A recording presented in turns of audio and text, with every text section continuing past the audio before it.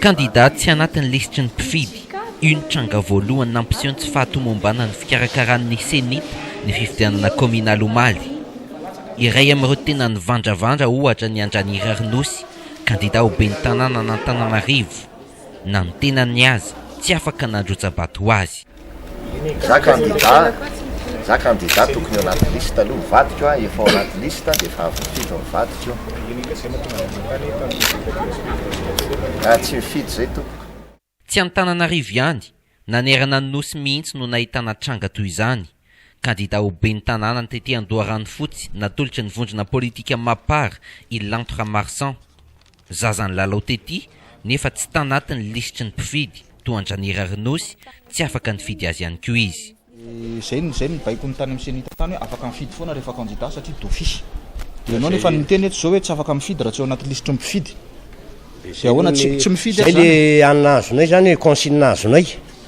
Marino senita hoa atsovo senita dia marino ka nyantso ny senita tsika teo dia tsisy valany reo.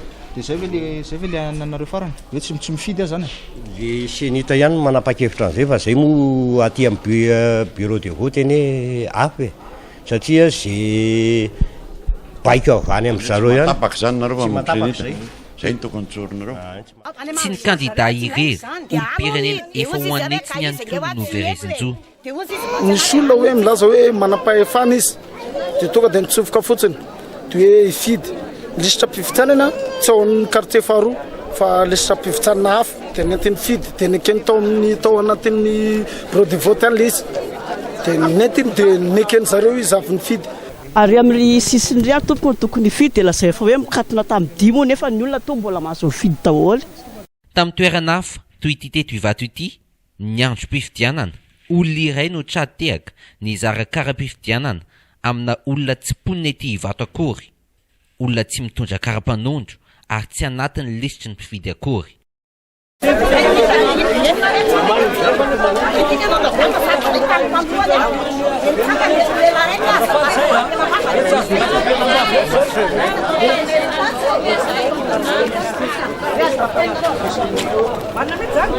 Tsy fahatomombanana nanapirofo ny terivay mantana tamin'ny fitondram-panjakana tamin'ity fifidianana kominaly ity. Mino zay fa nisy ny olana tsy misy olana zany